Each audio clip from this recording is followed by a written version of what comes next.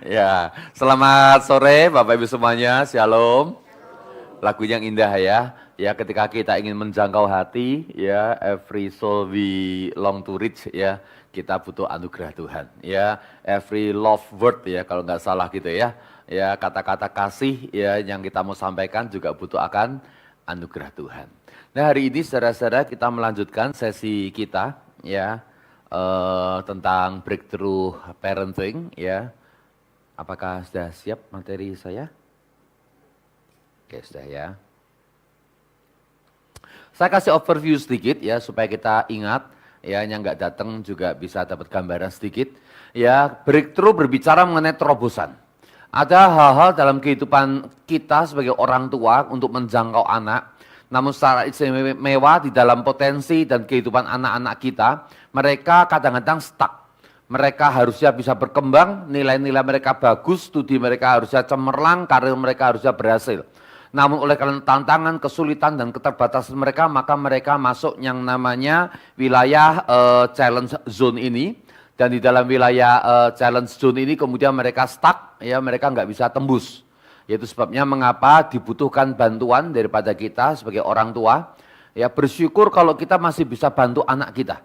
Ya seringkali orang tua terlambat sehingga akhirnya anak sudah terlanjur untuk kemudian mengalami putus asa. Ya dan sekalipun mereka putus asa, tetap kita sebagai orang tua perlu untuk mendampingi supaya akhirnya mereka bisa melewati yang namanya risk zone ini dan akhirnya mendapatkan sebuah terobosan dan mereka mendapatkan success zone-nya. Dan sekali lagi success zone ini kemudian akan kembali menjadi comfort zone yang baru untuk dia expand lagi lebih jauh, expand lagi lebih jauh, dan expand lagi lebih jauh. Maka kita punya power statement yang pertama, ada orang tua yang menjadi penghalang untuk kemajuan anaknya, ada orang tua yang justru membantu menciptakan terobosan buat persoalan anak-anaknya. Lalu sesi kedua kita membicarakan mengenai, boleh tolong bantu temanku? Oke, thank you. Ya, mengenai ini. Ya semua hal, thank you, saya ke atas aja deh kok gitu. Ya, semua hal ya dimulai dari kecil dan kemudian akhirnya akan menetap. Ya gambarannya seperti gambar bonsai ini. Ya ketika masih muda, ketika masih kecil, batang-batangnya masih bisa diatur, diarahkan, maka arahkan dengan baik. Dan seringkali orang tua melakukan dengan cara yang terbalik. Waktu awal masih kecil dibiarkan aja. Ya tumbuhnya serabutan nggak apa-apa, masih kecil nggak apa-apa. Ya pada akhirnya semua kebiasaan yang dia miliki sejak kecil akan menetap. Dan kalau sudah menetap untuk membentuk sudah terlambat. Dan akhirnya adalah dahan itu patah atau kitanya gagal untuk membentuk akan dahan itu. Maka ya ada sebuah power statement saya tulis, semua hal dimulai dari kecil dan ketika besar akan menguat. Ya maka kita diminta untuk memiliki visi, perlakukan anak Anda tidak sebagaimana dia sekarang, namun sebagaimana dia nanti. Ya seperti membentuk bonsai, kita sudah punya gambaran ya mau dibentuk macam apa, baru kita bentuk sejak muda dahannya dan segala macam akarnya supaya sesuai dengan yang kita harapkan. Lalu sesi berikutnya tentang potensi. Ya, bahwa sebelum Allah punya sebuah ide indah buat anak-anak kita. Ya, dan sebelum Allah memberikan ide indah itu terjadi, dia sudah menyiapkan segala sesuatu yang dibutuhkan supaya anak kita bisa mencapai akan potensi maksimalnya. Dan kemudian kita mendapatkan ya sedikit tes dan sedikit pengarahan mengenai 5 hal ini. Yang pertama adalah kepribadiannya, ya dominan atau intim atau stabil atau cermat. Lalu kemudian ada yang namanya potensi bakatnya. Ya, lalu kemudian yang namanya modalitasnya, lalu kemudian yang namanya pengalamannya dan bagaimana memperkaya wawasannya. Ya, semoga Anda masih ingat ya kemarin bagian ini memang agak cepat karena materinya cukup padat ya. Jadi bagian ini memang cepat, namun kalau Anda ingin mendapatkan tesnya Anda bisa langsung masuk ke sini aja profiling.max-u.org ya, Anda bisa mendapatkan tesnya dan berikut interpretasinya. Lalu adalah bagian bakat, kata kuncinya adalah memberikan exposure. Anak Anda perlu waktu kecil coba segala macam keterampilan, segala macam skill. Ya, walaupun nggak tahu musik atau apa, kita nggak tahu ya, masukin dulu aja, baru ketahuan nanti. Dan potensi ketika dia berhasil mendapatkan achievement, ya sense of success itu akan menolong dia untuk boleh meraih keberhasilan yang lainnya. Ya, saya mau cerita sebentar ya. Salah satu jemaat saya waktu saya pelayanan waktu itu di Bandung, ya anaknya ya dari TK, SD sampai SMP, TK sampai SD akhir sampai SMP awal nilainya buruk terus. Tiap kali kasih raport ya orang tuanya dipanggil kepala sekolah karena tolong didampingin, tolong didampingin, tolong didampingin. Satu kali kemudian iseng-iseng sebenarnya anaknya dimasukkan les menggambar. Waktu dia belajar menggambar, ternyata bakatnya bagus. Karena bakatnya bagus, lalu kemudian ikut kompetisi. Begitu ikut kompetisi, ternyata dia menang. Menang lagi, menang lagi, menang lagi. Lalu kemudian dia mulai muncul apa? Sense of succeed. Dia merasa saya bisa berhasil. Begitu dia mendapatkan sense of succeed-nya, dia mendapatkan achievement-nya, tiba-tiba semua pelajarannya tiba-tiba naik. Ya, dan akhirnya dia menjadi seorang yang berprestasi, mendapatkan beasiswa, dia mengambil S1-nya di Cungko. Ya, dia mendapatkan beasiswa, sekarang dia salah seorang yang karirnya cukup baik. Ya, baiklah ya kalau kita sebut semacam itu, ya gara-gara apa? Dia menemukan keberhasilannya. Momen keberhasilan itu penting untuk dimiliki anak kita.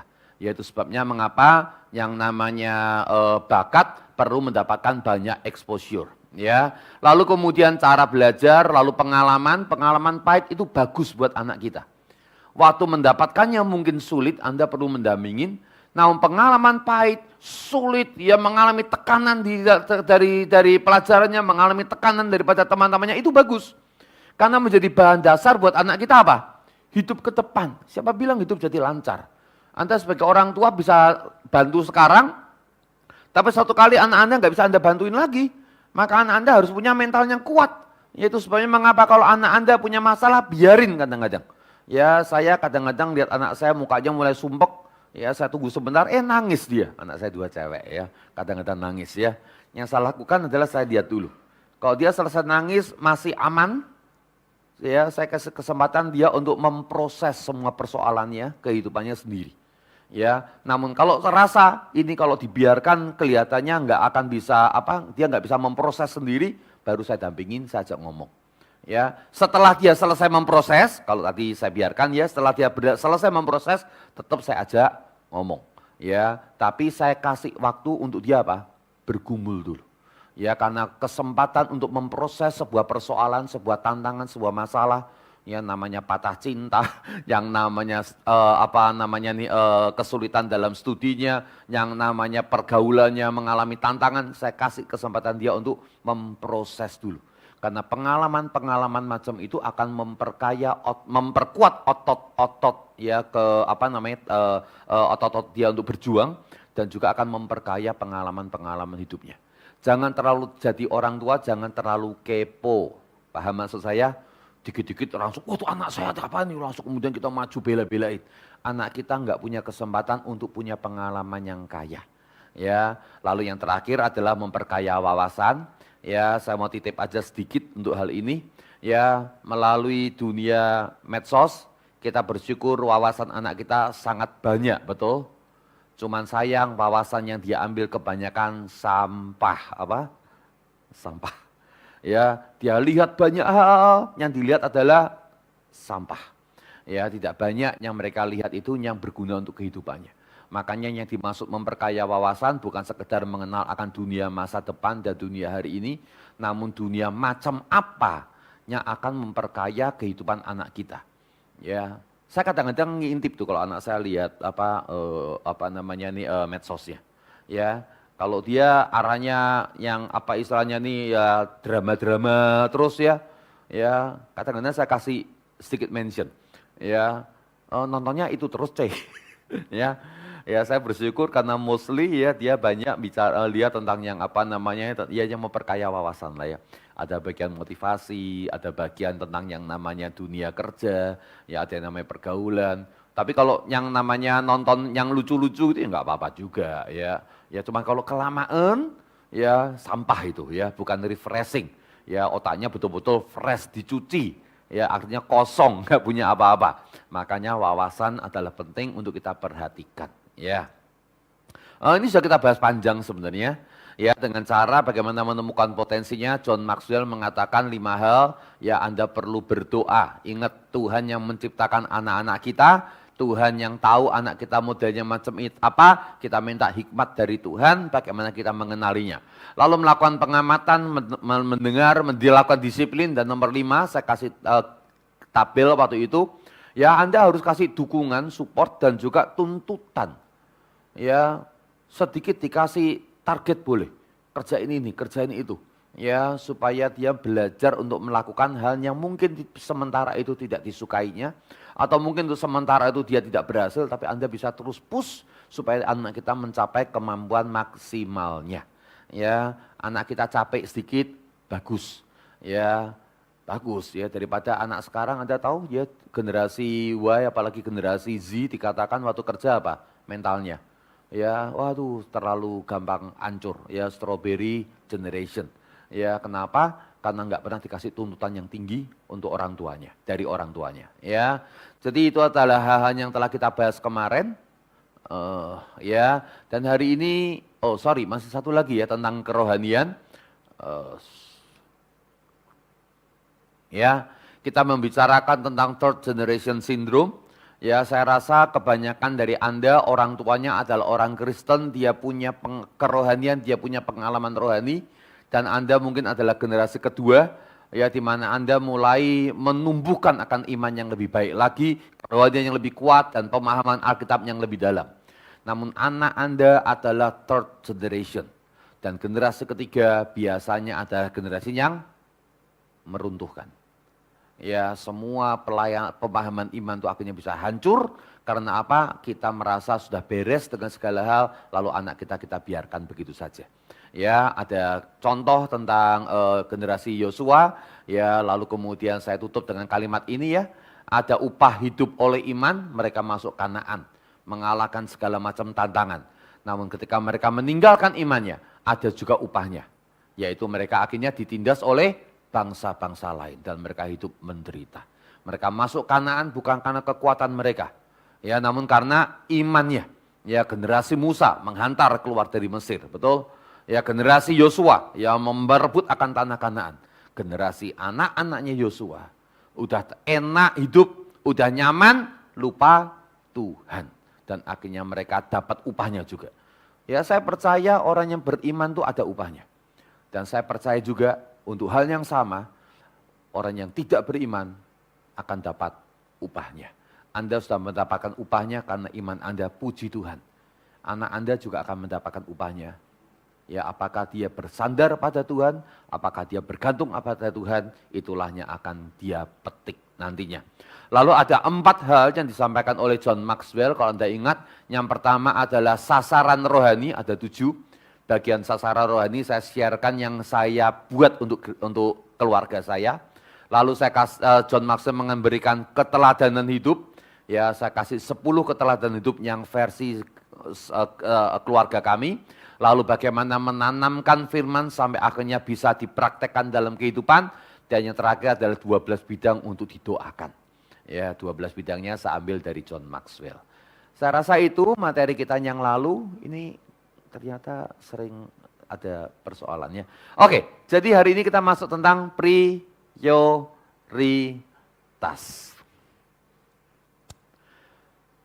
Apa yang Anda lakukan ketika melihat anak Anda merengek? Apa yang ada dalam pikiran Anda ketika melihat anak Anda merengek? Cari perhatian, thank you Pak. Kurang nyaman, great.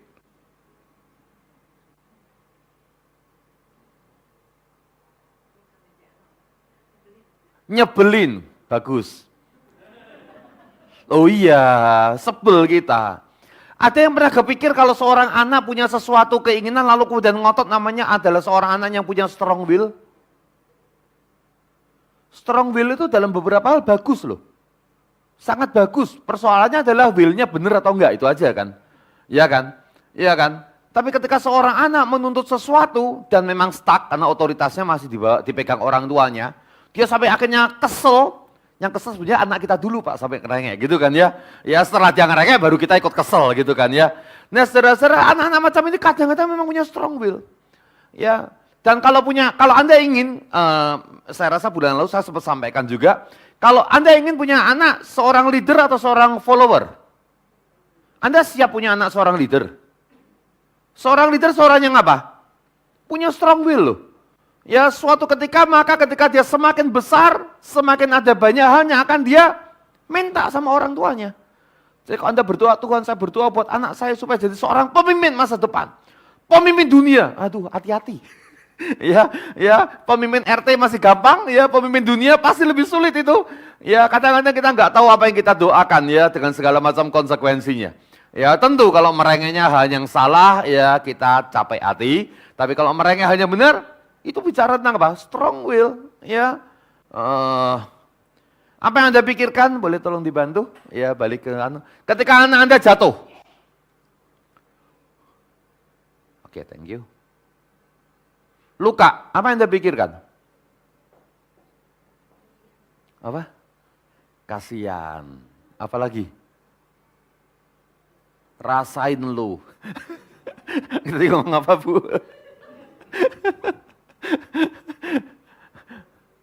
Resiko. Apa? Bu, saya bukan dukun. Nggak ngerti isi hati ibu kalau nggak keluar kata-katanya. Adanya nggak bisa dipelajari, betul? Apa? Ada sesuatu yang bisa dipelajari. Thank you. Ya, ini adalah sebuah contoh. Misalnya Anda boleh pikirkan sesuatu, tapi apa yang Anda pikirkan menentukan perilaku Anda kepada anak Anda. Ya, kalau Anda merasa kasihan, Anda akan langsung menolong. Ya, kalau Anda berpikir bahwa ini kesempatan dia untuk berpikir, kenapa kamu jatuh?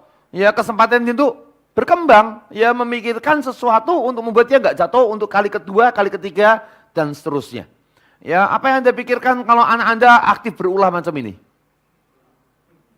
Apa? Bahaya, thank you. Apa lagi?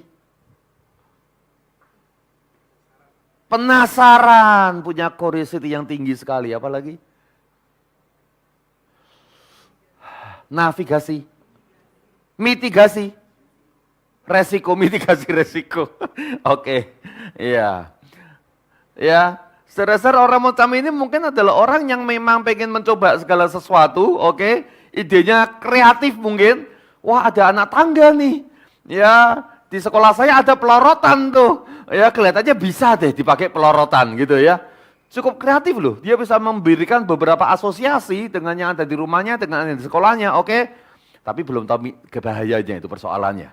Ya, sehingga kita harus menolong dia untuk mengerti ya, perosotan itu sudah dibikin safe ya. Kalau yang ini ya jatuh, aduh persoalan jadi jauh lebih rumit. Artinya adalah kita tuh sebetulnya ingat ya, smart parenting yang baik itu butuh smart. Ya, kita butuh memikirkan lebih jauh daripada apa yang secara tradisi, secara budaya langsung menyergap pikiran kita. Ya jatuh langsung kita tolongin ya. Anak saya jatuh satu kali, masih kecil, di tengah-tengah acara jemaat, persekutuan doa atau apa. Persekutuannya sudah selesai, saya lagi ngobrol sama jemaat, anak saya 5 menit jatuh. Apa yang muncul pada diri jemaat? Semuanya teriak, hati-hati, aduh tolong, cepat-cepat dibantuin. Apa yang saya lakukan? Saya diam aja, lihat dari jauh. Jatuhnya gitu nggak apa-apa. Nggak perlu dikasihani, terlalu banyak ya, cukup dilihat ya, setelah kemudian baik ya, setelah kemudian dia tenang, saya deketin ya, saya tanya sama dia ada yang sakit apa enggak. Kalau dia mengatakan sakit, saya pegang bagian sakitnya ya, saya lihat apakah luka atau memar. Kalau enggak ya, oh ya dah sakit dikit nggak apa-apa, jangan diingkari ya, nggak sakit. Kalau dia rasa sakit berarti memang sakit itu, jangan diingkari. Tapi penting kita untuk mengajar anak mengukur sakit ini adalah sakit yang berbahaya, sakit yang tak tertahankan, atau sakit yang biasa. Ya kalau biasa ya udah sana main lagi. Ya, jadi nggak sempat nangis anak saya waktu itu. Ya, prioritas berarti adalah apa yang pertama kali terpikir. Ketika anak Anda jatuh atau rewel, prioritas Anda menentukan bagaimana Anda memikirkan memahami akan situasi dan bagaimana Anda merespon akan situasi itu. Apa yang menjadi penekanan Anda, apa yang menjadi respon Anda, apa yang terpenting sehingga mengalahkan pertimbangan-pertimbangan lainnya. Ya, ini gambarnya seorang yang dalam keadaan banjir menyelamatkan. Oh, aduh itu prioritas utamanya mungkin ya, atau mungkin kedua atau ketiga. Tapi gambarnya menarik sekali ya, dia demikian repot untuk ngurusin kucingnya. Karena tahu kucing takut air. Dia memikirkan mental health daripada kucing-kucingnya ya. Ya mental health-nya dipikirin ya, saya nggak tahu anaknya sudah selamat atau belum itu ya. Oke, saya lanjutkan. Boleh tolong dibantu aja nanti pakai next gitu ya, saya agak khawatir ini. Prioritas yang jelas membuat semua merasa aman, saya ulangin. Yang membuat, kalau anak Anda mengerti prioritas orang tuanya, dia akan aman di dalam koridor prioritas Anda. Anak Anda tiba-tiba mecahin piring, piar. Kalau anak Anda tahu prioritas orang tuanya adalah apakah anaknya selamat atau enggak, dan tidak terlalu peduli dengan piringnya, anak Anda akan merasa aman ketika dia mengatakan, saya enggak apa-apa kok, Pak. Tapi kalau anak Anda menyadari bahwa orang tuanya akan mikirin piringnya daripada dirinya, dia akan merasa tidak aman. Waduh, piringnya pecah, gimana ini? Ya. Jadi prioritas yang jelas membuat semuanya merasa aman ketika dia tahu prioritasnya dalam sebuah kondisi itu apa yang sedang dikerjakan. Dengan tindakannya akhirnya harus mereka pilih. Boleh tolong thanks aja. Ya, contoh prioritasnya ada banyak hal, kita nggak bisa perfect. John Maxwell mengatakan jangan selalu berpikir tentang yang sempurna, yang ideal. Ada banyak hal terjadi dan tidak bisa mencapai ideal. Ya, waktunya ujian. Ya, yang namanya ujian ujian akhir. Dia harus lembur. Kalau sempurna ya jam 10 tidur ya jam 10 tidur. Kalau enggak nanti besok paksa bangun nanti sakit, betul kan? Tapi kan kalau bicara tentang prioritas, belum tentu pada saat itu adalah prioritas terbaik adalah tidur. Mungkin aja sementara dia harus lembur dan kita doping dengan beberapa vitamin misalnya. Ya untuk membuat stamina-nya lebih kuat menghadapi tantangan di dalam yang namanya studinya. Jadi prioritas adalah ada banyak aturan yang harus diikuti dan masalahnya enggak semua hal memungkinkan semua aturan itu berjalan dengan serasi, kadang-kadang bertabrakan. Dan prioritas yang jelas menolong ya baik kita maupun anak kita untuk mengerti dalam situasi tertentu apa yang harus dikerjakan. Ini prioritas yang salah. Pokoknya anak tidak rewel. Karena kalau anak rewel berarti mengganggu orang tua. Ini prioritas yang tidak tepat. Ya, anak boleh rewel kalau suasananya nggak nyaman. Orang tua aja uring-uringan kalau suasananya nggak nyaman. Ya kan? Tapi yang penting bagaimana mengekspresikannya dengan baik sesuai dengan usianya tentu saja. Ya, anak senang. Biar orang tua aja yang susah. Pokoknya anak happy aja, orang tua yang capek-capek semuanya. Ini prioritas yang salah kata Maxwell. Beberapa poin saya nggak akan kasih stressing ya dan explanation supaya kita hemat waktu, maafkan ya. Anak taat tanpa berpikir, pokoknya apa yang dikatakan orang tua harus ikut. Mungkin menyenangkan buat orang tua, namun anak Anda tidak akan pernah berpikir the reason behind ya every instruction you give. Itu ya. Anak perlu terus dituntut agar jangan mudah puas. Ya, kakak harus mengalah. Siapa bilang kakak harus mengalah? Saya anak pertama. Saya korban daripada orang tua saya. Tiap kali ada masalah saya harus mengalah. Ketika anak saya punya adik, anak pertama saya punya adik, saya bilang sama anak saya, di rumah ini nggak perlu mengalah. Yang benar, yang menang. Yang salah, dia yang kalah. Salah ya salah aja. Yang mengalah itu adalah kemurahan hati. Mengalah bukan kewajiban. Mengalah itu apa? Kemurahan hati. Ya, dan beberapa hal yang lain. Ya, nanti kita akan bicara juga saya rasa nanti ya. Sasaran akhir Anda adalah supaya anak-anak Anda memegang teguh apa yang sudah Anda ajarkan serta membuat prioritas itu menjadi bagian dari daftar prioritas mereka sendiri. Sewaktu mereka bertumbuh dewasa, prioritas ini harus tepat Anda miliki sehingga kemudian bisa diwariskan. Mengajar anak untuk mempunyai daftar prioritas adalah hal yang baik, namun yang lebih menyenangkan adalah ketika kita melihat anak kita juga bisa menerapkan prioritas yang tepat itu. Ya, ini adalah prioritasnya daripada Maxwell's Family. Yang pertama adalah mengasihi dan taat pada Tuhan. Ya, mengasihi dan taat pada Tuhan. Dan dia menunjukkan bahwa hal ini sangat penting sehingga mengalahkan banyak hal yang lain. Ya, kalau dikasih kesempatan memilih taat sama enggak taat, maka Maxwell mengatakan kita harus taat berapapun harga yang kita bisa bayarkan. Pernah ujian SIM? SIM A, SIM C? Anak Anda sudah ambil ujian SIM A, SIM C? Gimana caranya ujian? Saudara, anak saya ujian ambil SIM C, ambil SIM A, yang ambil SIM C. Yang ambil SIM C. 10 kali. Karena coba gagal lagi, coba gagal lagi, coba gagal kali. Bapaknya 3 kali. Kalau kena tilang, ya ngomong sama polisinya, kalau dimaafkan puji Tuhan, haleluya. Kalau nggak dimaafkan, silahkan bawa ke pengadilan. Ya untuk hal yang kecil, anak kita tuh lihat. Ada beberapa hal yang saya nggak bisa ikutin sih.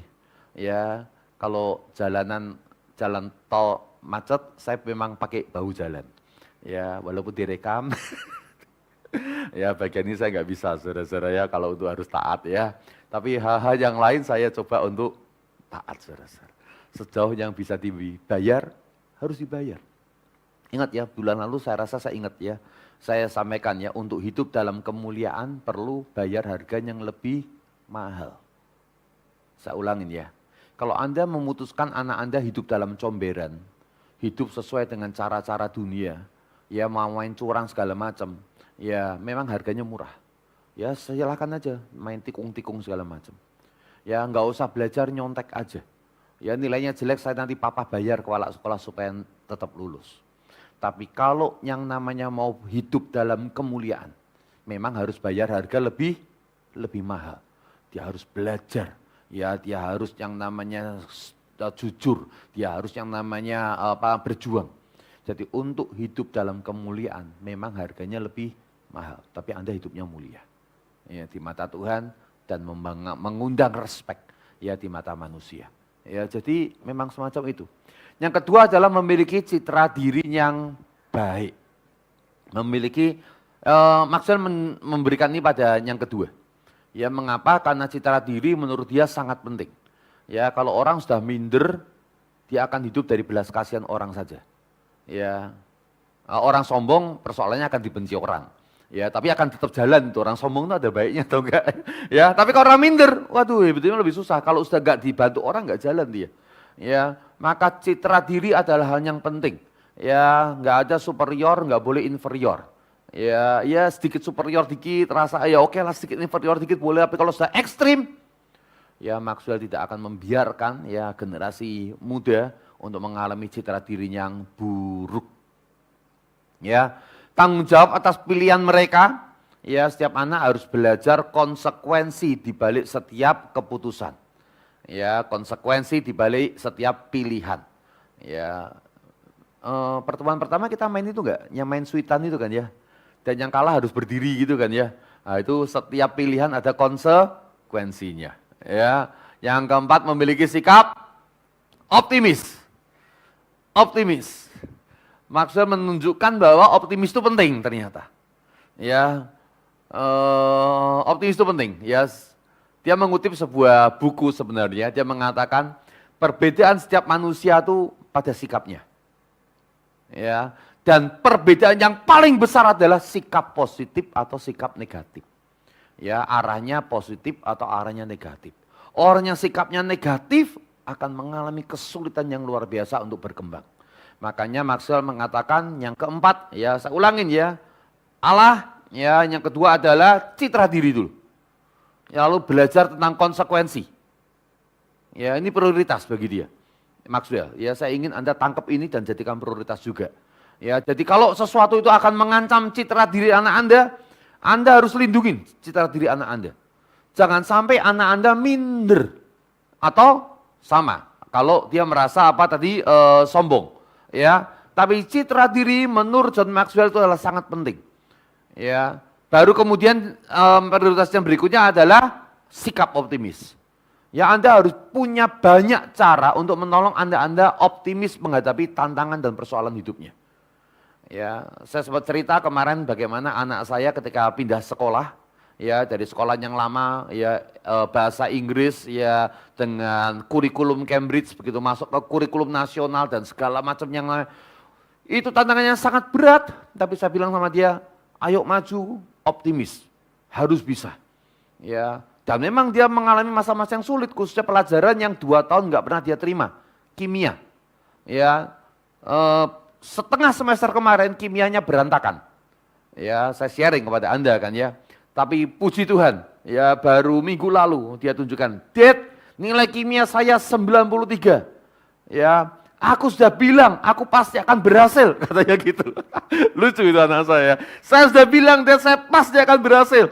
Ya, setengah semester kemarin, ya gagal. Ya waktu kita ketemu dengan orang tua untuk evaluasi ya, wali kelasnya mengatakan ya ini ada beberapa hal yang perlu menjadi catatan termasuk kimia.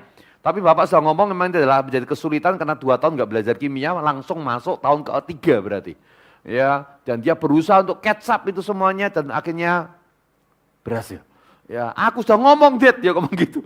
Itu saya suka karena nadanya optimis kan ya. Ya, dia menunjukkan ada sebuah destiny, ya saya akan berhasil.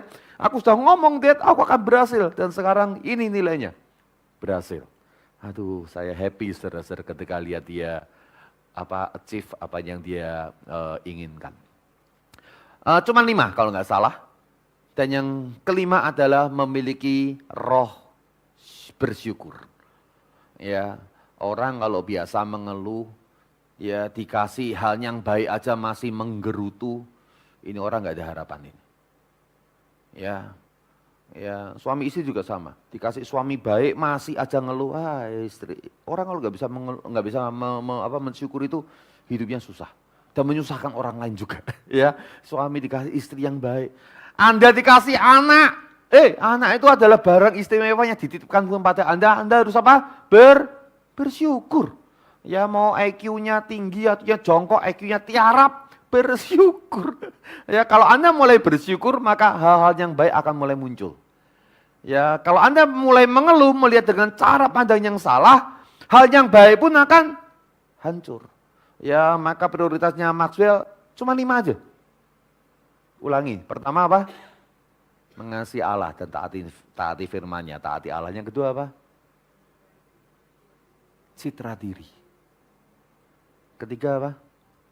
Prioritas. Konsekuensi, pilihan. Pilihan atas konsekuensinya. Yang keempat apa? Optimis. Yang kelima apa? Bersyukur. Kalau Anda punya 5 ini kata Maxwell, ya, maka akan ada banyak hal, ya, anak Anda akan berkembang dengan maksimal. Ya, prioritas adalah hal yang sangat penting, ya, yang disampaikan oleh Maxwell. Nah, saya ingin tambahkan beberapa hal tentang prioritas di dalam hal persoalan parenting. Ya, saya setelah saya menyelesaikan selama beberapa sesi ke belakang, saya merasa memang harus masuk pada bagian yang namanya tahapan-tahapan daripada setiap proses parenting sesuai dengan perkembangan usia anak kita. Kalau Anda nggak mengerti akan tahapan perkembangan ini, Anda akan address kasih Anda dengan cara yang salah. Ya, yang pertama adalah begini, ya Bapak Ibu harus paham bahwa pengaruh orang tua itu makin lama akan makin mengecil. Saya ulang ya, anak Anda waktu kecil pengaruh Anda besar.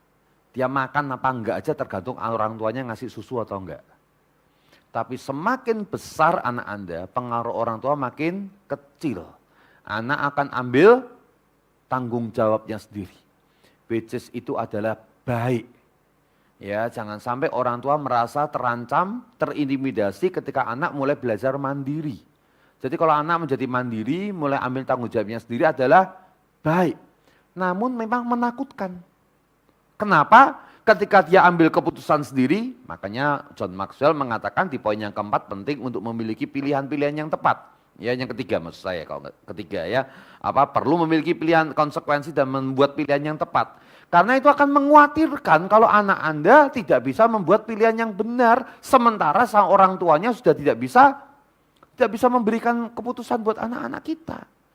Itu sebabnya mengapa? Oleh karena situasinya adalah pengaruh orang tua akan mengecil, ya, sementara pengaruh teman-teman sebaya akan semakin besar, media sosial pengaruhnya akan semakin besar, maka kita perlu untuk tanamkan dengan cepat, ya, dengan sangat cepat, ya, hal-hal yang terpenting masuk ke dalam subconsciousnya dia, ke dalam yang namanya sistem keyakinannya dia.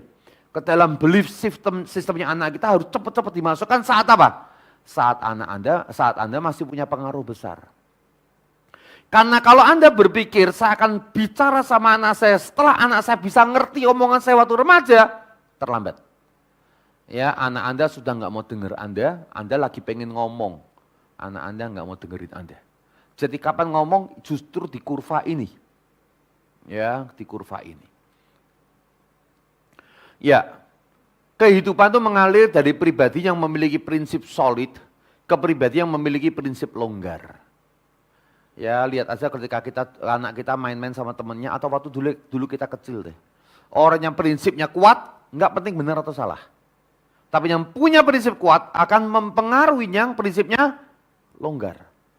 Ya, kalau Anda cincai-cincai, nggak apa-apa, nggak punya prinsip, oh itu dimakan dengan cepat orang-orang yang punya prinsip. Ya, maka kehidupan itu mengalir dari pribadi yang memiliki prinsip yang solid kepada pribadi yang memiliki prinsip yang longgar. Jadi kalau gitu apa yang harus kita lakukan? Yang kita harus lakukan adalah semacam ini. Nah, Bapak Ibu, saya sempat share bahwa di gereja kami punya 4 modul parenting. Ya, modul pertama yang namanya adalah modul trust bonding untuk anak 0 sampai 5 tahun. Ya, dulu sebenarnya 0 sampai 3 tahun, tapi cari anak nunggu 3 tahun lama, dia akhirnya kita expand sampai 5 tahun, tapi the best adalah 0 sampai 3 tahun.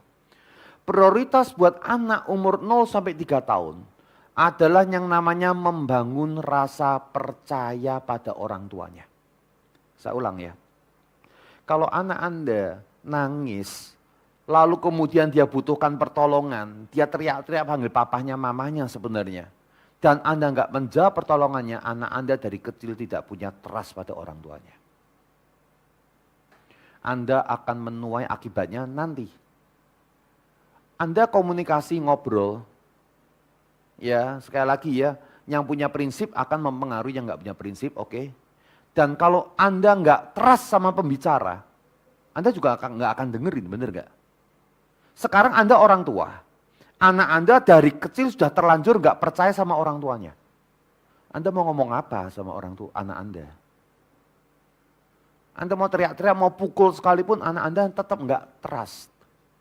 Ya, dia trustnya sama siapa? Babysitternya. Dia trustnya sama siapa? Sama temennya. Kan temennya mau dengerin, mau ngajak ngomong. Ya, jadi trust bonding adalah yang paling penting. Ya, ketika anak Anda umur di bawah 5 tahun. Ya, di luar itu Anda bisa nomor 2, nomor 3 kan. Namun anak Anda harus trust pada Anda. Sebelum anak Anda masuk sekolah, saya kasih patokannya semacam itu. Karena ketika masuk sekolah, anak Anda akan bertemu dengan otoritas-otoritas baru. Gurunya, ya, driver Anda, ya, dia akan mendapatkan masukan dari temannya.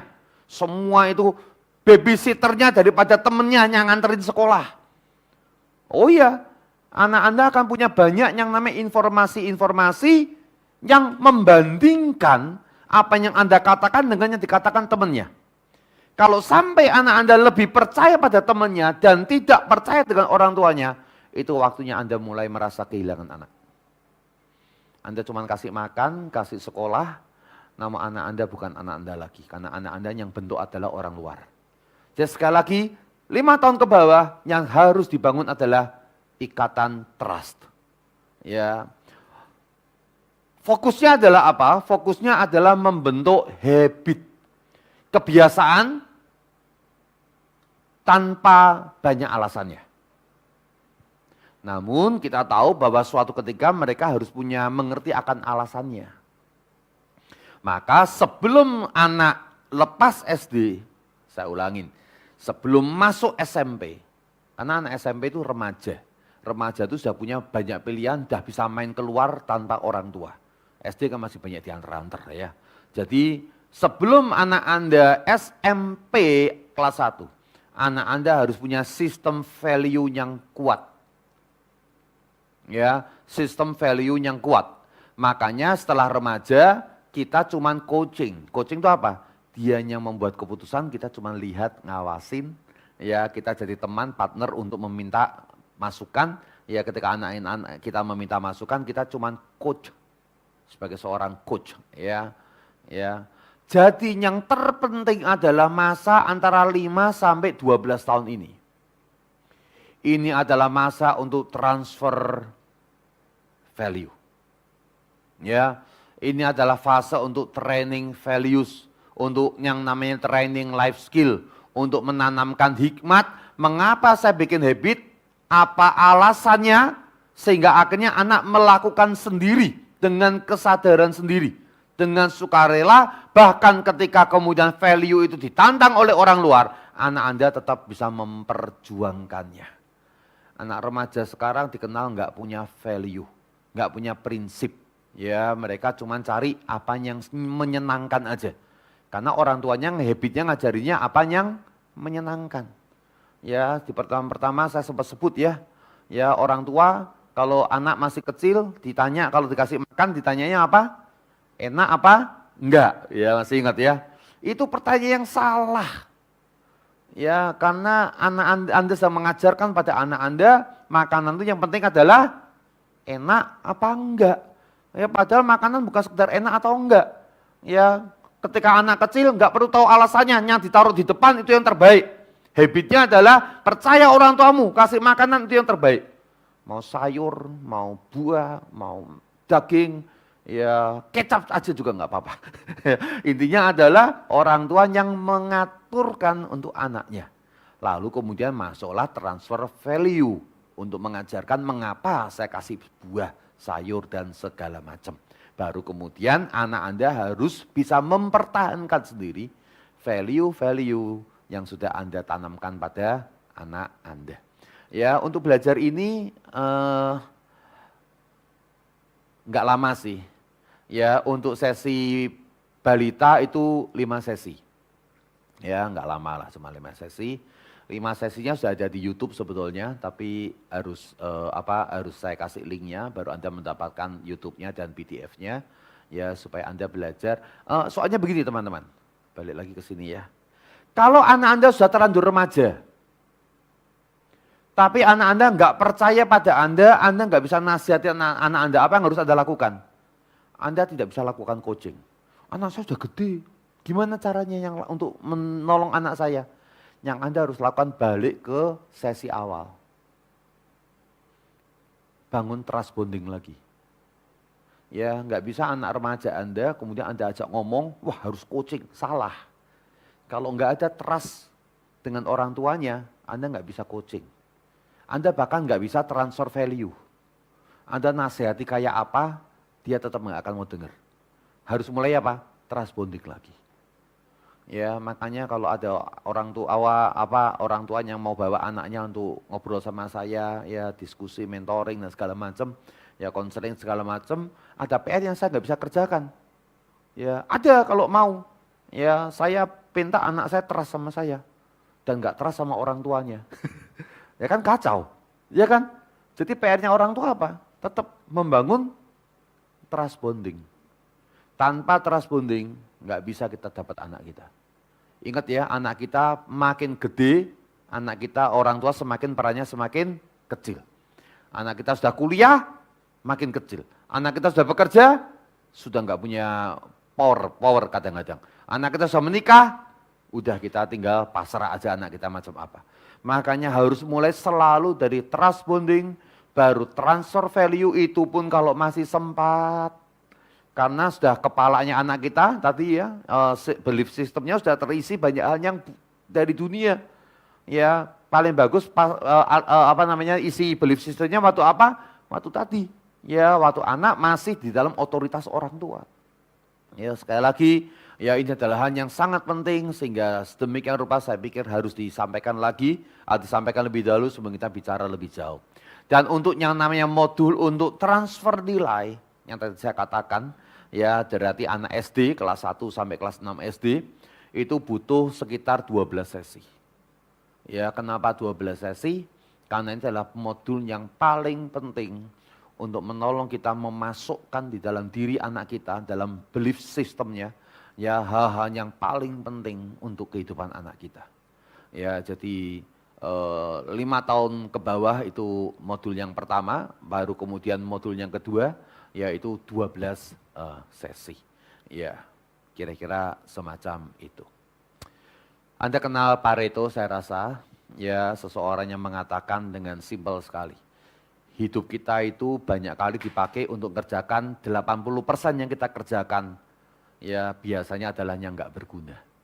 20% yang kita nggak kerjakan itu yang paling penting. Ya kita kerjakan banyak hal, ya 80% dari kita kerjakan nggak penting. Cuma 20% punya manfaat dalam hidup kita. 20% yang kita jarang kerjakan itulah yang punya dampak yang besar buat hidup kita. Saya bersyukur Anda ada di tempat ini, itu bagian 20% yang harus dikerjakan. Ya sayang cuma dikit ya.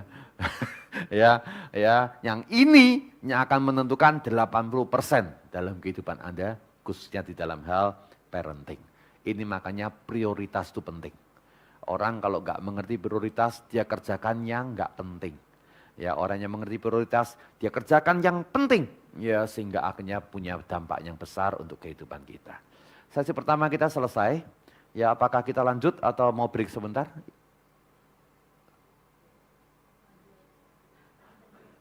Lanjut ya? Oke. Anda punya prioritas menyiksa Anda.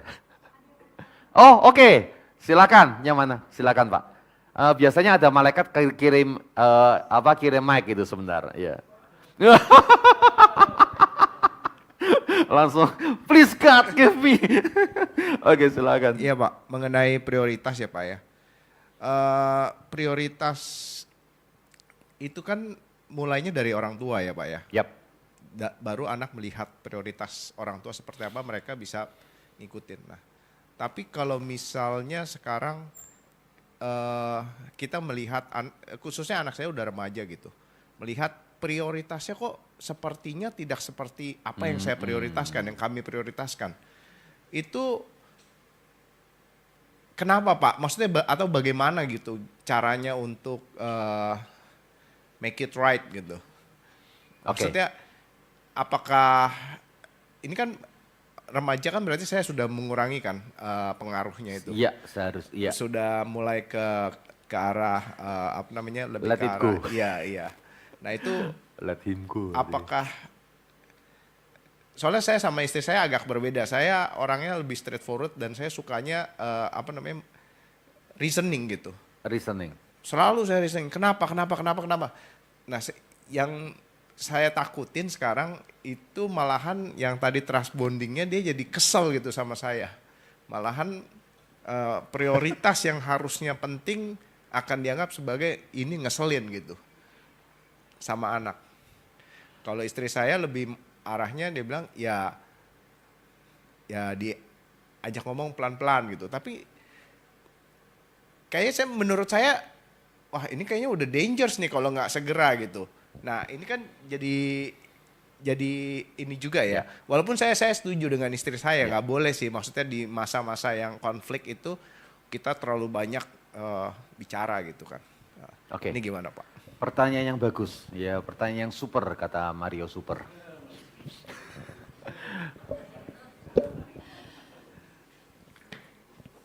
Yang ini banyak keteladanan. Yang ini banyak ngomong. Cuman ngomong itu, saya sudah sebut atau belum ya?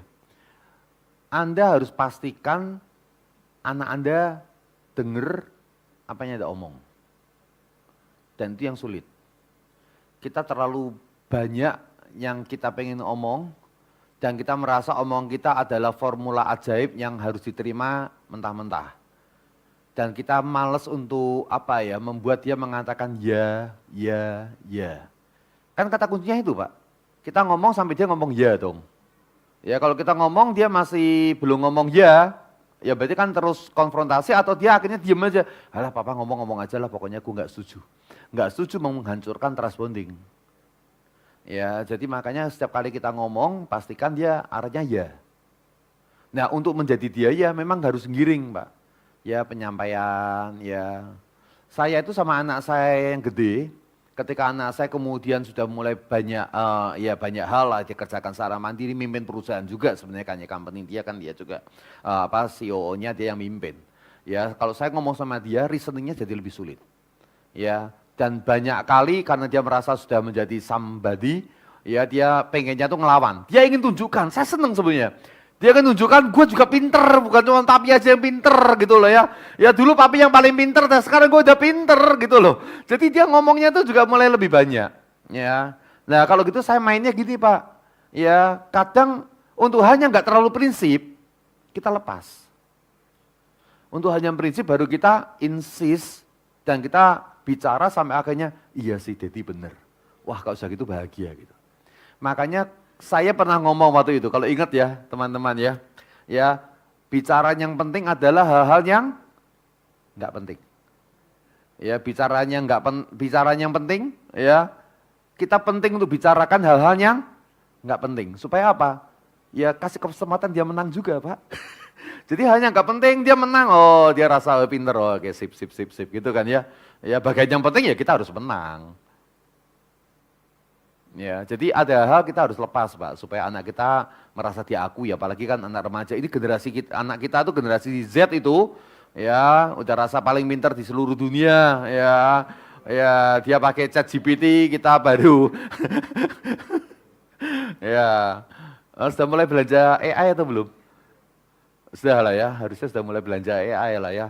Ya, jadi saudara-saudara apa namanya anak kita tuh ingin ditunjukkan, dia ingin membuktikan diri juga. Makanya judulnya coaching.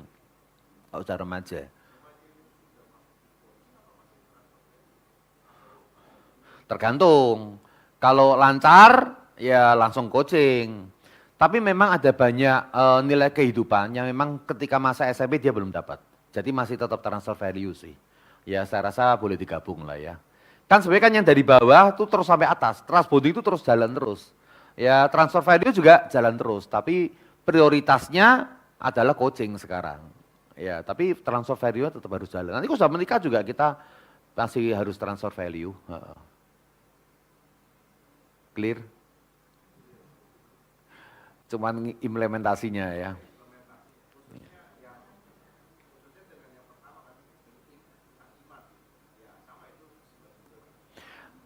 Oke, kalau masalah iman itu persoalannya agak lebih rumit. Ya karena sekarang ini, saya sempat ngomong waktu bagian kerohanian kemarin ya, sekarang ini ateisme itu sekarang mendapatkan tempat. Dan itu dibombardir di banyak medsos sekarang. Luar biasa banyak. Ya, itu sebabnya mengapa urusan kerohanian zaman sekarang itu tidak mudah. Ya kita nggak bisa mengatakan pokoknya percaya Tuhan. Nah gimana percaya sesuatu yang saya nggak pernah lihat, rasakan. Ya kita jangan-jangan halu. Ya lalu kemudian si Yuval Noah Harari mengatakan semua agama hanya sekedar narasi. Ya fiksi. Kalau istilahnya Rocky Gerung ya. Ya dia ngambil dari Noah Harari juga yang namanya fiksi. Ya jadi anak-anak kita terpapar dengan hal itu ya. Richard Dawkins itu ya bikin sebuah buku ya God Delusion. Oh, wah ini berarti anaknya punya persoalan itu benar-benar itu ya. It's okay. Ya karena kalau bapak-bapak ibunya nggak tahu, saya khawatir anaknya ngerti tapi bapak ibunya nggak ngerti, itu lebih bahaya ya. Ya, jadi sekarang ini apa namanya ada 2 channel YouTube yang sangat terkenal ya ditonton oleh banyak anak muda tentang yang namanya ateisme sebenarnya. Ya, Forbidden Answer atau Forbidden Question ya. Forbidden Question satu lagi Apriyadi. Ya, itu sangat apa anak muda dua-duanya. Ya, satunya wanita yang cantik ya, smart ya, yang satunya seorang cowok yang ngomongnya lembut tapi menghancurkan apa namanya nih hal-hal berkenaan dengan iman. Ya, jadi ini adalah tantangan yang sangat berbeda dengan zamannya kita. Ya. Untuk satu ini kita perlu sesi khusus Pak. Ya, tapi saya usulkan memang anak kita perlu punya, zaman sekarang ya, anak kita perlu punya pengalaman pribadi dengan Tuhan. Nggak bisa pakai kognitif. Nggak bisa pakai kognitif. Ya, anak kita harus diberikan kesempatan punya pengalaman dengan Tuhan. Which is kadang-kadang beresiko. Anda ngerti nggak? Kadang-kadang kadang-kadang kita sampai susah atau agak takut untuk berdoa. Takut nggak kejawab kan, naik parkir mobil di mall, dapat tempat apa enggak. Lah anak kan kita berdoa ya, kadang-kadang ya, Tuhan dikasih apa tempat parkir. Kita agak deg-degan itu, waduh taruhannya nanti kalau dapat ya syukur ya. Kalau nggak dapat gimana, apa nanti kecewa sama Tuhan apa enggak gitu kan ya. Tapi kadang-kadang emang perlu Pak, anak kita punya sebuah pengalaman rohani dengan Tuhan, bahwa ada doa-doa yang dijawab oleh Tuhan, ya, dan dia betul-betul tahu it is from God. Memang hal itu memang harus ada sih Pak. Ya, sedikit banyak sedikit mempertaruhkan. Begitu anak kita lagi mendoakan sesuatu, saya doanya lebih banyak. Tuhan, saya takut anak saya punya krisis iman, tahu nggak? Ya, habis doa-doa ternyata jawabannya berbeda. Jawabannya berbeda itu kan nggak masalah sebetulnya, kita tahu kan ya. Ya, tapi bagaimana dia bisa menerima jawaban yang tidak sesuai dengan yang dia doakan itu adalah benar-benar dari Tuhan, dan dia bisa bersyukur atas doa yang tak kabulkan itu, ya terjawab, jawabannya tidak gitu kan ya. Ya, anak saya itu kalau lagi ngambil beasiswa, ya dia sudah diterima di di Edinburgh University, sudah diterima di London University, sudah diterima di Aussie Melbourne University, cuma nunggu sponsorshipnya. Ya, sponsorshipnya ternyata nggak dapet. Dia sudah doanya kayak apa itu ya, saya ikut doa lagi, ternyata nggak dapet. Ya, itu krisis iman buat dia. Kok gini ya Tuhan? Ya terus gimana? Ya saya dampingi, saya lihat sampai akhirnya dia dapatkan sebuah pengalaman. Oh ternyata Tuhan ya punya rencana yang lain. Ketika dia kemudian dapatkan tawaran yang lebih baik. Ternyata belum dia sekarang, puji Tuhan, dia lolos. Krisis iman itu akan terjadi. Buat orang tua juga, buat anak juga. Tapi biarkan dia punya pengalaman dengan Tuhan. Karena nggak cukup pakai rasio, pakai reasoning. Ya tentu kalau kita bisa mendampingi akan baik. Gereja kami Oktober ini bulan pengajaran ya, bulan reformasi kita pengajaran. Ya sesi minggu kedua kami sengaja bicara tentang the glory of God in science. Jadi bagaimana science bisa dipakai oleh Tuhan untuk memuliakan Tuhan.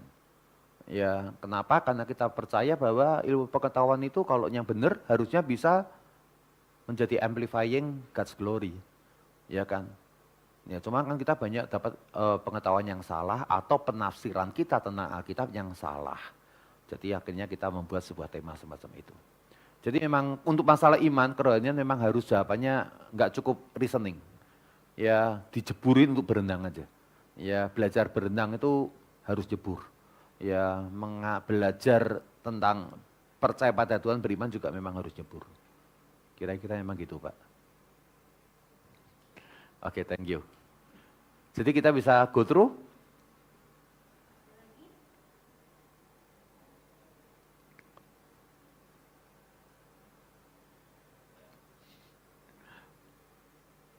Boleh tolong dibantu. Semoga ini cepat sedikit. Semoga ini bisa cepat ya. Guru terpenting bagi anak Anda bukan di dalam kelas. Saya tahu Anda akan berpikir, tapi anak saya hampir 10 jam, 8 jam di kelas. Ya gimana kemudian dikatakan guru terpentingnya bukan di kelas. Ya ini masalahnya.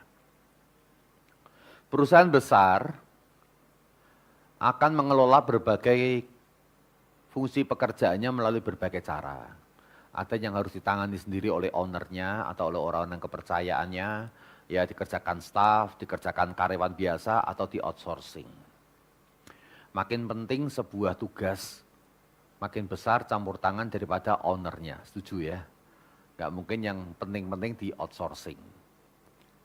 Ini anak Anda. Anak Anda punya beberapa hal harus dimasukkan ya untuk membuat anak Anda tumbuh kembang dengan baik menjadi life ready generation. Ya, ada menumbuhkan otaknya, ada menumbuhkan fisiknya, ada menumbuhkan hatinya. Menurut Anda mana yang bisa di outsourcing dan mana yang harus Anda pegang?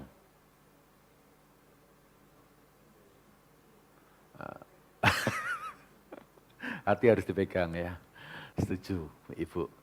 Jadi Anda harus tahu apa yang harus di outsourcing ya, karena untuk memasukkan yang namanya berbagai macam kepandaian dan keterampilan, ya saya hampir percaya kalau orang tuanya yang ngajarin anaknya malah akan banyak ribut sama orang tuanya.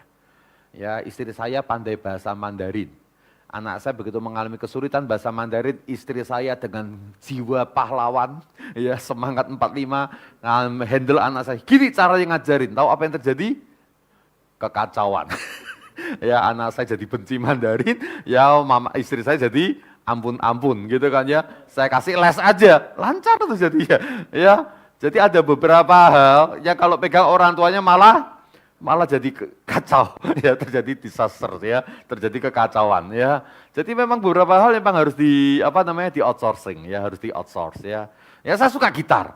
Ya anak saya pengen belajar gitar. Tahu cara saya ngajar gitar? 5 menit saya tinggal. Saya nggak tahan nungguin dia, kok nggak jadi-jadi sih? Aduh, ya capek saya ya. Panggilan orang jadi akhirnya ya. Kenapa? Ada beberapa hal kita nggak bisa ya, kita merasa yang bagian ini bisa di outsource lah ya. Ya, tapi masalah yang satu ini jangan di outsource. Ya, masalah karakter, masalah habit, ya enggak boleh di outsource. Ini harus Anda sendiri yang mengukir dalam kehidupan anak Anda. Ya, tidak melalui proses hired, ya, kontrak, ya, outsource, tapi namanya harus bahkan in-house training. Ya, Anda yang ngerjain sendiri. Ya, saya kasih kesempatan untuk yang foto. Tahu nggak seringkali saya sedih ya. Kalau gini yang difoto, gambarnya saya nggak pernah difoto. Kok tahu? Ya kelihatan, begitu saya gini cari-cari posisi supaya nggak kelihatan sayanya.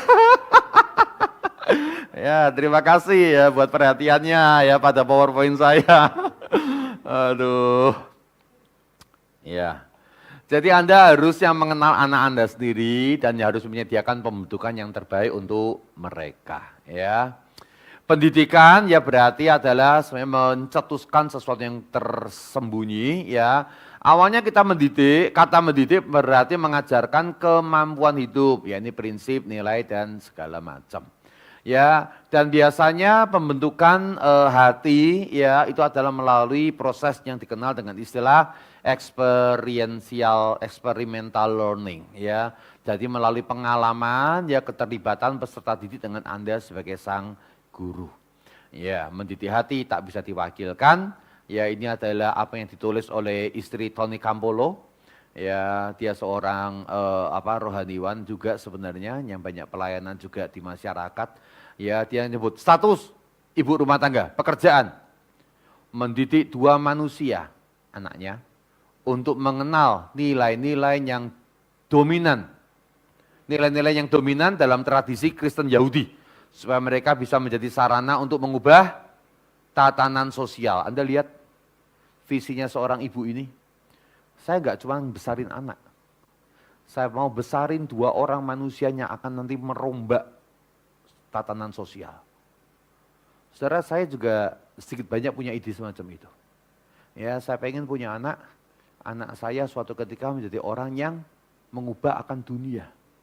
Anda ingat waktu saya sharing, ya visinya waktu anak saya mau jadi ketua OSIS SMP, apa? Menghadirkan kerajaan Allah di sekolah. Ya, ingat nggak? Ya, dan saya bilang waktu itu, emang pakai visi gini bisa menang. Ya, emang teman-teman mau milih orang yang mengatakan mau menghadirkan kerajaan Allah di sekolah. Akhirnya menang. Beda 1 suara. 1 suara itu Tuhannya mengubah hati seseorang mungkin ya. Harusnya geser 1 kalah anak saya. Dan tidak diulang, menang 1 tetap menang. Ya sudahlah. Ya menghadirkan kerajaan Allah. Ya masuk kampus. Ya kampus negeri. Ya pengennya apa? Mengabarkan Injil. Saya serem. Bapak Ibu saya pendeta. Iman saya nggak sebesar itu buat anak saya, serius. Ya cewek, Chinese. Ya kabarkan Injil di kampus negeri. Itu masa agak deket-deket dengan yang namanya masa-masa dulu ya pemilihan presiden yang itu ya masih ada rame-rame itu, bekas-bekasnya masih ada. Ya saya takut. Ya tapi saya nggak mau kecilkan hati dan beban daripada anak saya.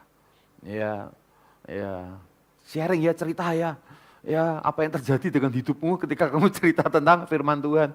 Ya, jadi saya punya impian buat anak saya dan impian saya nggak kecil.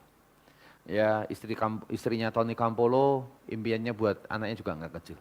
Ya, full time mother. Kalau betul-betul punya visi kayak gini, itu keren. Kalau cuman visinya adalah ngasih makan aja nggak sabar. Ya, aduh, saya nggak berani ngomong lebih jauh. Takut orangnya ada di sini nanti. Ya, susah nanti ya. Pulang saya nggak dikasih bakso. Ada bakso nanti atau enggak? Ya, 3 pendekatan dalam mendidik. Yang pertama adalah membangun ritual keluarga, katanya. Sediakan sejumlah waktu setiap hari untuk melakukan pembahasan dan pengajaran. Ya, waktu saya minta izin, saya berharap 6/4 selesai ya supaya kita bisa ada waktu untuk Q&A, ya dapat informasi ya makin cepat makin baik ya. Jadi kita selesaikan sekitar jam itu ya. Mengadakan momen istimewa untuk menanamkan nilai yang jarang ditemukan di dalam dunia keseharian anak kita. Ya, menunjukkan caranya.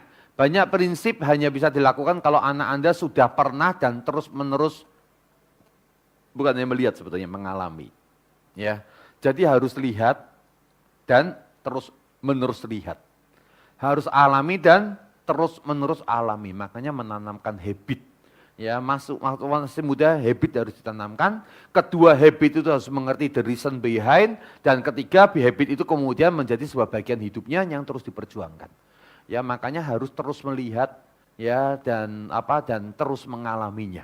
Ya, itu makanya Anda harus menunjukkan caranya. Ya, untuk ujian SIM sampai 10 kali anak saya siap, dia harus lihat bapaknya 3 kali ujian SIM dan gagal.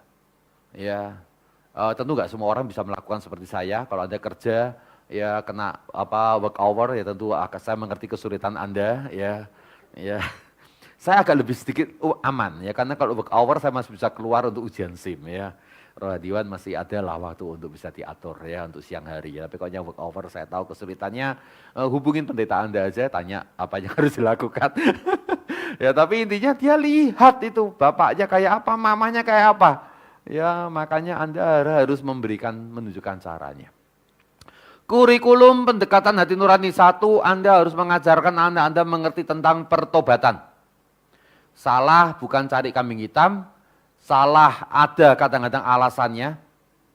Namun kalau memang salah, dia harus peka dan dia harus menyesal.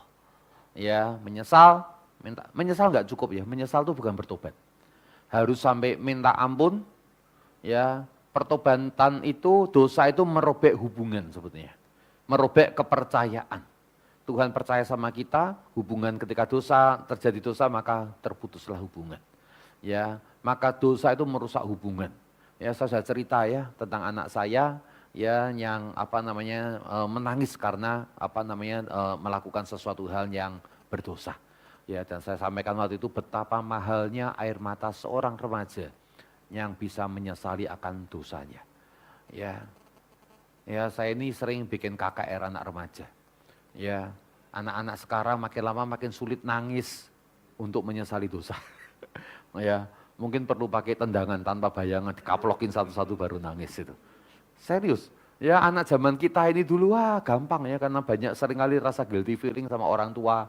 Ya kalau salah disuruh minta maaf, kalau salah dipukul, kita ngerti apa artinya dosa dan konsekuensi dosa. Anak sekarang tuh nggak ngerti dosa. Ya karena kalau salah dibiarkan, salah malah diajak senyum sama orang tuanya, malah dibelain. Ya anak sekarang tuh sulit mengerti akan dosa. Maka Anda harus memberikan sebuah kesadaran tentang dosa itu adalah hal yang sangat-sangat merusak. Hubungan dengan Allah, hubungan dengan orang tua, hubungan dengan sesama. Anda ingat waktu anak saya melakukan dosa, apa yang dikatakan ketika dia nangis, kenapa kamu nangis saya tanya. Saya sedih karena saya melukai hati papa, Dedi. Ya, dia sedih kenapa? Yang pertama, saya melukai hati Dedi, saya membuat Dedi kecewa. Ya, ikatan trust saya sama anak saya percaya anak saya baik, ternyata melakukan salah. Dia merasa saya sedih karena itu. Baru yang kedua dia mengatakan, saya sedih karena saya merusak hubungan dengan Tuhan. Ya, jadi setiap dosa itu merusak hubungan. maka perlu pertobatan yang diakhiri dengan sebuah rekonsiliasi yang membuat akhirnya bisa kembali berdamai. Yang kedua adalah belajar memaafkan. Anak sekarang juga sulit untuk memaafkan. Ya, anak kita kenapa baper? Ya, anak kita kenapa seringkali kalau sudah sakit hati dibawa terus menerus? Ya, karena anak kita tidak diajar untuk memaafkan. Ya, ingat ya, saya pernah sampaikan belum di sini ya. Bertengkar itu mudah. Rujuk atau berdamai itu selalu sulit.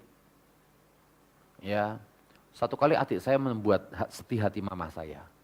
Ya, saya bilang sama adik saya sudah gede, ya sudah punya anak semuanya ya. Tapi satu kali dia membuat mama saya hatinya sedih. Kebetulan saya lihat, minta maaf sama mama. Enggak usah, pokoknya berkeras lah ya, orang sudah gede disuruh-suruh juga. Saya tahu juga itu hal yang sulit, tapi saya waktu itu mengatakan minta maaf sama mama. Saya nggak mau mami kita sedih gara-gara kelakuanmu itu.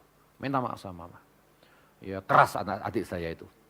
Tapi akhirnya dia mengatakan, oke, saya minta maaf tapi asal-asalan aja ya, nggak apa-apa.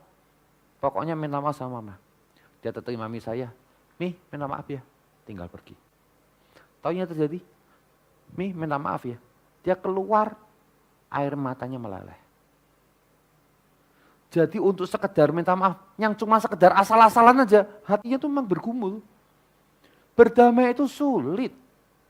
Anda tahu salah, melukai orang yang Anda sayangi dan hormati. Adik saya itu hormat sama mama saya.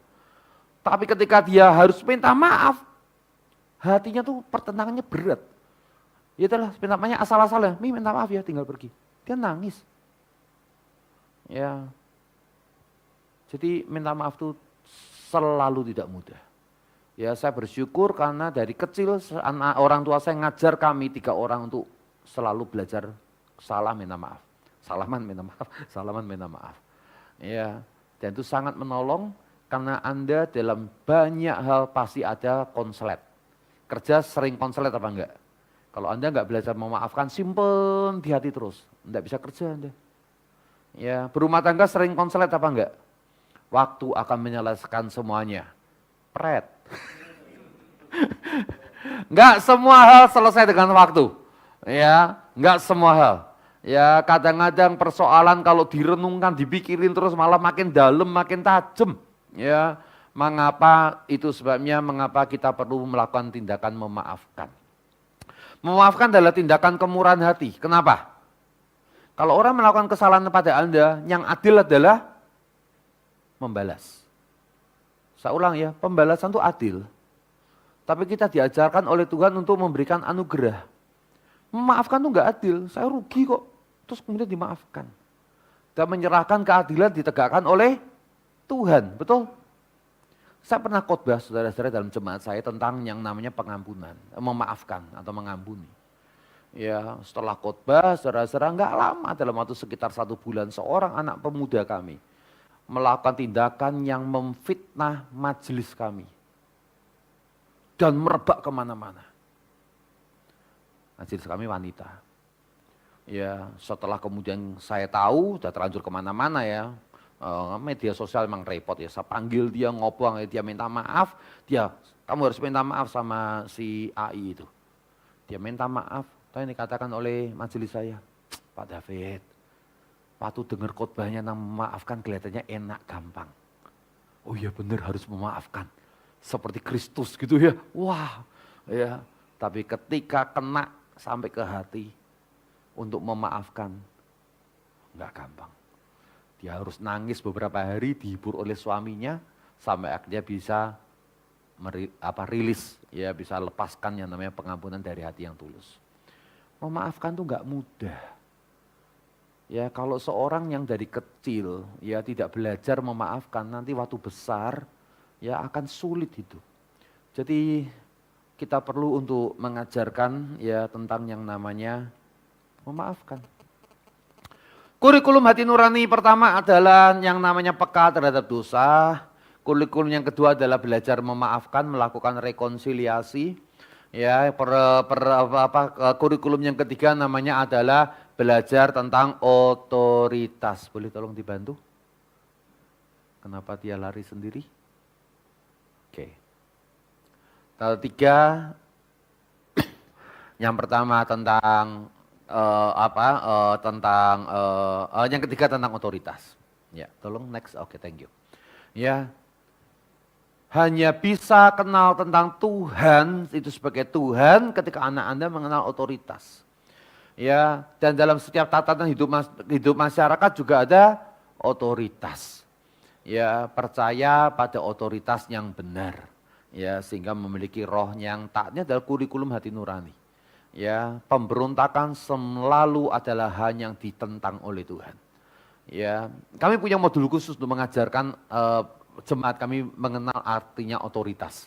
Ya, kenapa? Karena otoritas juga salah satu hal yang sekarang ini tidak banyak di announce ya di dalam kehidupan bermasyarakat. Ya, yang berikutnya adalah yang namanya kejujuran. Saya mau ngomong ini. Anda tidak bisa membangun prinsip apapun jika Anda tidak jujur atau pandai menyembunyikan kesalahan, tidak mengakui. Anda nggak akan bisa mengajarkan apapun, kebenaran apapun pada anak Anda kalau anak Anda bohong. Yang rajin ya bohong tapi. Anda tidak akan pernah bisa masukkan apapun kalau anak Anda pandai berdusta. Iblis itu bapak segala dusta. Dan yang diajarkan, diturunkan kepada anak-anaknya adalah berdusta. Saya tulis sebuah kalimat simpel itu ya. Jujur itu berarti berani menghadapi resiko saat mengatakan kebenaran. Jadi kalau orang salah memang ada resikonya. Dan resiko itu harus berani untuk dihadapin. Ya, itu namanya jujur. Jujur berarti berani menghadapi resiko saat mengatakan kebenaran. Ya, jadi jujur adalah hal yang sangat penting untuk ditanamkan di dalam hati nurani anak-anak kita. Berikutnya adalah menghargai sebuah hubungan dengan kakak adik, dengan orang tua, dengan temannya. Ya, hubungan itu adalah berkat Tuhan. Anda ingat Adam ketika di Taman Eden, hubungannya cuma sama hewan piaraan. Sampai satu kali Tuhan mengatakan, saya kasih kamu teman untuk bisa membangun hubungan. Hubungan adalah sebuah karunia yang daripada Tuhan, yang harus dihargai. Setia kawan itu penting, walaupun kita harus tetap lebih setia pada Tuhan. Ya, setia kawan tapi tetap adalah hal yang sangat penting. Intim dengan Tuhan. Ya, Allah Bapa adalah sumber dari segala aset surgawi. Di bagian daripada kurikulum hati nurani. Ya, terakhir saya rasa bermurah hati. Ya, harus siap menjadi sumber kehidupan bagi orang-orang sekitar kita. Ya, menunjukkan bahwa dia tahu dia hidup tidak seorang diri di dunia, dia hidup bersama dengan orang-orang yang lain. 7 kurikulum pendidikan hati nurani. Saya tambahkan ini, ya ini adalah materi yang ada pada sesi pendidikan yang untuk anak SD. Ya, mengapa kita harus cepat-cepat memberikan yang namanya prinsip kehidupan. Ya, ini setiap hal yang terjadi itu menuntut respon. Nah, respon ini bagi anak ada yang punya standar moral, ada yang enggak punya standar moral. Anda lihat ya. Kalau punya standar moral, prinsip hidup, ya, maka dia punya kesempatan memilih berespon sesuai standar atau memilih berespon melanggar standar. Kalau merespon sesuai standar, ini keren. Anak yang luar biasa. Dia bisa mempertahankan prinsip kehidupan, dia betul-betul cinta Tuhan, taat sama firman. Kalau dia memilih untuk tidak merespon sesuai standar, namanya jatuh dalam dosa. Namun kalau tidak punya standar moral, dia nggak punya pilihan ini. Apapun yang terjadi hanyalah sekedar dosa. Ya, dan kita tahu ujungnya semua dosa adalah maut. Yaitu sebabnya mengapa pendidikan hati nurani itu sangat penting supaya anak memiliki belief system, ya standar moral, dan dengan standar moral yang kuat dia punya kesempatan untuk memilih. Kalau dia nggak punya standar moral, dia akan jatuh pada tempat yang salah semua. Saya ini ketua yayasan sekolah, kami sedang cari rekrutmen ya, untuk direktur sekolah kami yang baru. Ya, dan juga beberapa staf yang lain lah ya. Jadi kemudian pembina kami pesan sama kami satu aja. Banyak orang pintar, 14 orang daftar pada kami, saudara-saudara kami wawancara, ya kami lihat CV-nya. Dia cuma pesan satu, percuma pintar kalau enggak berintegritas. Nanti kamu sebagai ketua yayasan yang repot ngurusin direktur sekolahmu. Jadi yang penting apa? Integritas, karakter. Ya kalau orang nggak punya integritas, pintar lagi, wah celaka itu. Ya pembina kami itu ngasih cerita, 4 orang integritas tapi pinter, paling bagus ini. Ya integritas tapi nggak pinter, masih bisa diajarin. Ya nggak integritas, nggak pinter, ya pasti kita coret. Gampang, itu lebih gampang kan ya. Yang paling susah kalau apa? Nggak integritas tapi pinter. Ya kita hire, ya kita kasih posisi yang sangat penting, sangat strategis, ternyata enggak integritas. Ya semuanya disulap-sulap, beresinnya belakangan mabuk, ya pusing 7 keliling gitu, kepala pusing ya, pusing 7 keliling. Ya jadi yang penting apa? Integritas. Cek dulu. Ya ini namanya cari direktur ini. Ya saya juga paham ya. Cuman saya senang karena pembina kami mengingatkan. Ya pentingnya untuk cari orang yang punya prinsip yang benar. Kalau prinsipnya sudah salah, ya sulit kita untuk mempercayakan apapun juga. Ya saya rasa itu selesai dari materi kita, benar? Oke, thank you. Ya saya serahkan kepada, atau tanya jawab dulu aja, ya silakan kalau ada yang mau tanya, ya silakan Ibu. Pak, itu kan yang Bapak ajarin tuh kayaknya semuanya value yang kita harus ajarkan anak sebelum umur 12 tahun. Yap. Gimana untuk anak yang kuliah atau udah bekerja di mana pengaruh kita sebagai orang tua itu udah minim sekali, apa yang kita harus lakukan ya? Oke, great. Pertanyaan bagus. Jawabannya di sesi besok Bu, bulan depan. Judulnya adalah jangan, saya kasih spill ya. Judulnya adalah jangan jadi orang tua sendirian. Tagnya adalah pengaruhi orang yang mempengaruhi anak kita. Pengaruhi orang yang mempengaruhi anak kita. Karena kan kita sudah nggak bisa ngomong. Karena kita nggak bisa ngomong, kita kadang-kadang masih bisa ngomong sama temannya anak kita. Temannya anak kita malah ngomong sama kita, malah mungkin mau denger itu, Bu. Nah, pengaruhi sosmednya juga. Sosmed selalu ada persoalan yang berat, ya, selalu persoalan yang berat, ya.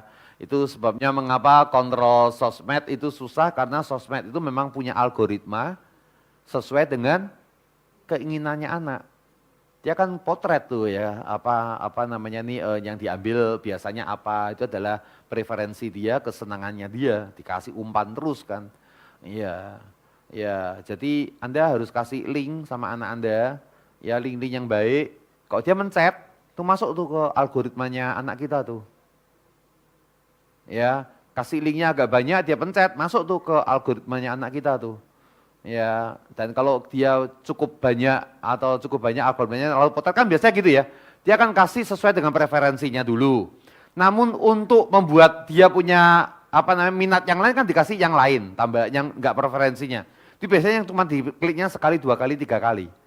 Nah itu begitu lihat bagus, siapa tahu dia bergeser. Ya kurang lebih gitu ya, tapi memang untuk medsos itu agak sedikit lebih rumit. Tapi intinya adalah pengaruhi apa yang mempengaruhi anak kita. Ya bulan depan kita akan selesaikan dengan lebih banyak. Ya thank you. Ini pembicaranya jauh ke depan ya, great. Oke, ada yang mau tanya yang lainnya silahkan. Saya lagi ngasih training ya sama Pak Darmadi ini dikasih PR. Ya, seorang kalau rekrut anak-anak muda gimana caranya untuk ngomong? Saya bilang ibu gak bisa ngomong sama anak ibu. Jadi gimana caranya? Ibu gak bisa ngomong sama pegawai yang masih generasi Z. Jadi gimana caranya? Ibu ngomong sama orang lain yang bisa ngomong sama anak buahnya. Jadi kalau kita tahu kesempatan kita ngomong sedikit, masih ada peluang yang berikutnya. Pengaruhi orang yang mempengaruhi anak kita. Ya kurang lebih gitu Bu ya. Atau ibu mau jadi bikin akun palsu. Terus langsung ngobrol sama anak gitu ya.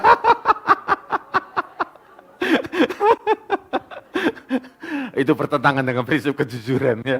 Tapi kata kuncinya emang itu ya. Kadang-kadang kita ngomong memang makin sulit ya.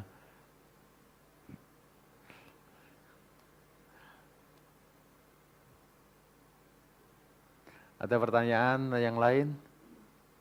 Kalau enggak saya nanya nih. Ya saya nanya sama panitia, saya sudah boleh duduk? Nah itu pertanyaan yang...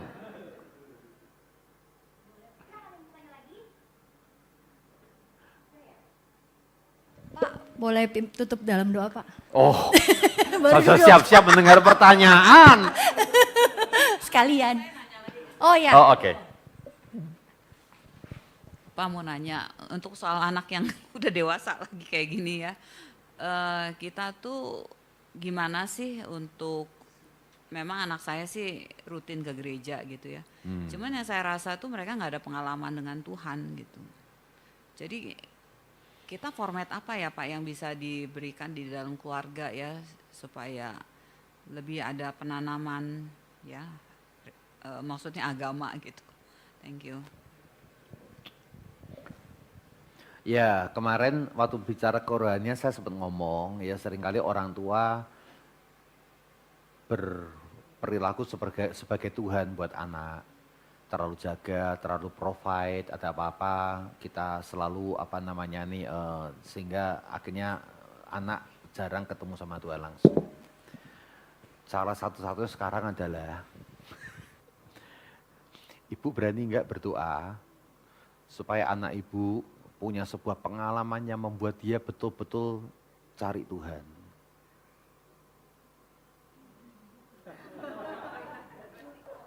Resiko ya. Tapi percayalah kalau Tuhan yang atur ya, itu resiko pasti bukan resiko yang berat ya.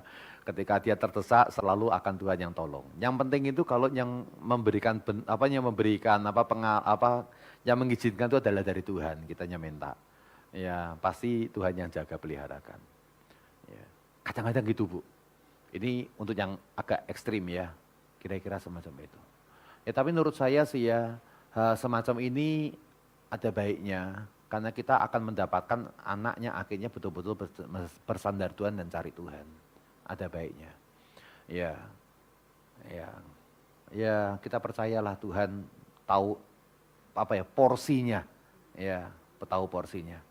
Ya, saya waktu di sesi kerohanian kan sempat cerita ya bahwa anak kita bisa diikutkan camp banyak aja. Ya anak saya setahun 2 kali 3 kali kok ikut camp. Bukan dari gereja saya aja, dari gereja lain-lain juga. Ya kalau ada camp yang baik untuk untuk pasutri, boleh anak kita diceburin. Ada acara apa boleh direkomendasikan gitu. Kira-kira gitu Bu. Ya itu yang softnya diceburin ke camp gitu ya. Yang satu ini dikumpulkan. Serem itu ya, monggo. Mungkin satu pertanyaan Pak terakhir. Terkait dengan tadi Bapak bilang terkait dengan rohani segala.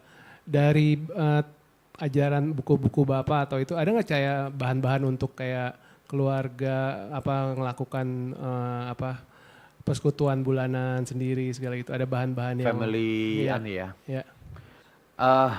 Ada tentu saja. Oh saya lupa. Bapak Ibu saya masih punya stok bukunya John Maxwell ya Breakthrough Parenting ya, cuma punya 3 biji. Ya saya kemarin bongkar-bongkar itu ya, ternyata menemukan ada 3 biji buku ini. Ya kalau yang mau nanti saya akan titip ke Bu Wiwi ya dengan membayar harga sesuai dengan, saya buka harga beli saya, tapi secara hidden aja ya Anda kasih angka ke Bu Wiwi gitu ya, yang penawar tertinggi dia mendapatkan gitu kira-kira. Kalau buku buat Family Altar, saya rasa sekarang di internet juga banyak Pak. Ya, kalau butuh nanti saya share mungkin di WAG kita ya. Ini artinya untuk devosi keluarga kan ya. Anak Bapak umur 14. Oke. Tips pertama memang orang tuanya mimpin sebagai imam ya. Tapi ada waktunya boleh dikasih anak supaya anak belajar sendiri cari bahan ya dan menceritakannya. Ya 14 tahun kan ya. Ya, karena kalau waktu kecil kan lebih gampang, buku anak-anak kecil lebih banyak ya. Kalau yang keluarga ya udah 14, topiknya juga Iya lebih kaya harusnya tuh. Maaf Untuk anak baca atau untuk acara Keluarga bersama? juga Acara kan, keluarga. biar bisa masuk juga gitu kan bahannya kan. Great.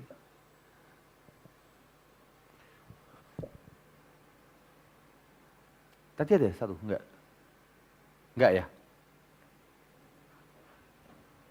Udah bisa ditutup ya? Yuk kita bagi berdiri, kita mau datang kepada Tuhan di dalam doa. Terima kasih Tuhan. Kami bangga dengan anak-anak kami, kami bersyukur dengan anak-anak kami. Dan kami tahu Tuhan di dalam pendidikan kami, anak kami akan berkembang untuk menjadi pribadi yang dewasa dan bahkan menjadi berkat bagi dunia ini. Kami memberkati setiap anak-anak yang ada Bapak Surgawi, biar kiranya Engkau yang menolong mereka di dalam setiap pengalaman hidupnya, bersama dengan teman-temannya, di dalam mereka berselancar di media sosial, pun secara istimewa dalam interaksi dengan kami sebagai orang tua. Tuhan, kami memohon ya Tuhan, kami tahu Engkau sanggup melakukan lebih besar daripada apa yang dapat kami doakan, lebih banyak daripada apa yang dapat kami harapkan. Tuhan, kami berdoa, pegang setiap anak-anak kami Tuhan, arahkan akan hidup mereka Tuhan, berikan value yang kuat buat anak kami Tuhan yang berdasarkan firman Tuhan. Dan ketika anak kami siap untuk hidup dalam firman di tengah-tengah tantangan yang ada, maka saat itulah kami boleh merasa bangga memiliki seorang anak yang mempersembahkan hidupnya untuk Engkau dan menjadi berkat dimanapun mereka ditempatkan. Maka sekarang diberkati setiap kami, Bapak Ibu arahkan hati kepada Allah sumber segala berkat itu dan terimalah akan berkat Tuhan. Biarlah kasih karunia dari Tuhan Yesus Kristus turun menaungi akan setiap langkah hidupmu. Apapun yang kau kerjakan dan kau cita-citakan, biarlah berhasil bukan karena kuat gagahmu, melainkan karena kasih karunia dari Yesus itulah yang bekerja di dalam hidupmu. Kasih sempurna dari Bapa Surgawi, biarlah mengalir, memenuhi hatimu, memuaskan hatimu dengan kasih surga itu. Bahkan luber dan dirasakan oleh keluarga anak-anakmu juga. Demikian kuasa dalam persekutuan dengan Allah Roh Kudus memampukan engkau untuk menang atas dosa dan pencobaan. Menang atas setiap tantangan dan persoalan. Dengan demikian menjadi inspirasi buat anak-anakmu dalam menghadapi tantangan dan menghadapi pencobaan. Engkau menang untuk menghadirkan kerajaan Allah melalui setiap pengaruh yang diberikan Tuhan dalam hidupmu. Supaya engkau berkenan di hati Tuhan. Terjadi atas engkau hari ini sampai seterusnya. Amin.